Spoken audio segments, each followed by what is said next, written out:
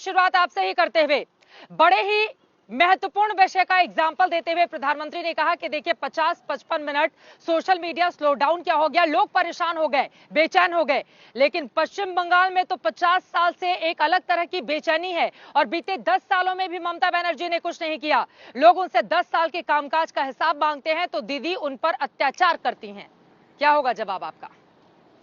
देखिए, अगर वो 55 साल का बात कर रहे हैं तो 7 सालों में उन्होंने तो 70 साल के भारतवर्ष को बेच दिया है। तो ये बात बहुत अच्छी नहीं लगती प्रधानमंत्री के मुंह से सुनना।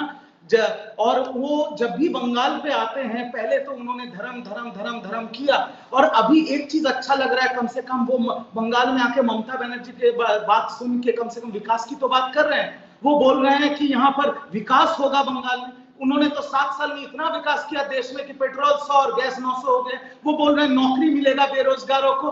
45 साल का तो सबसे ज्यादा बेरोजगारी अभी भारतवर्ष में है। और रहा बात तोलाबाजी और सिंडिकेट का, तो मैं उनसे पूछना चाहता हूं, उनका जो फैक्टशिप प्रोग्राम है हम दो हमारे दो, जिसमें पूरे भारतवर्ष को 2-3 चंद पूंजीपति के हाथ में बेच दिया, तो वहां से कितना तोलाबाजी और सिंडिकेट राज चला है? तो पहले उनका जवाब दे दे प्रधानमंत्री। धर्म की वैसाखी से और झूठ से पार्टी नहीं चलती और सरकार नहीं बनती। ऐसा है कि रिजू दत्ता जी ने जो अभी बोला है, हम तो हमारे दो, बाकी सब कुछ बेच दो। जवाब दीजिए इस मुद्दे पर। और एक चीज और, सौरभ जी, एक और सवाल महत्वपूर्ण है। सवाल यह है कि भारतीय जनता पार्टी के भीतर इतनी खींचतान क्यों मची हुई है? बाहर से आए हुए मेहमानों को आप टिकट दे रहे हैं, अपने लोगों को आप लोग छोड़ दे रहे हैं, तो ऐसे कैसे चलेगा? बाहर के लोगों पर करम, अपनों पर सितम। भारतीय जनता पार्टी कोई प्राइवेट लिमिटेड कंपनी तो है नहीं कि जहां पे किसी को बोलने का ना स्वाधीनता है, ना बोलने का किसी को आजादी है।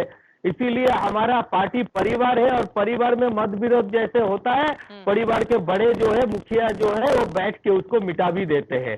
लेकिन जो प्राइवेट लिमिटेड कंपनी है वहां पे तो कोई किसी के खिलाफ बोल ही नहीं सकता है। और बाकी ऐसा है कि देखिए, ये जो आगे बोल रहा है ना रिजू जी, धर्म के लिए, अरे धर्म का राजनीति कौन करता है? आज ममता दीदी चंडी पाठ कर रहे हैं, यही ममता दीदी दुर्गा पूजा बंद कर देते थे, सरस्वती पूजा बंद कर देते थे, रामनवमी का जुलूस नहीं निकालने देते थे। आज उसको चंडी पाठ करना पड़ता है। एक बार गलत करता है तो दूसरा मीटिंग में जाके उसको सही करके बोलना पड़ता है। तो बंगाल के जो वोटर थे उसको इतना बेवकूफ, उसको अंडर एस्टिमेट कर रहे हैं। और बाकी रहा जहां बेचने का, बार बार ये जो प्रोपोगंडा कर रहा है ममता बनर्जी से लेके टीएमसी के सारे जो कैंडिडेट है जो बोल रहे हैं कि बेच रहे हैं।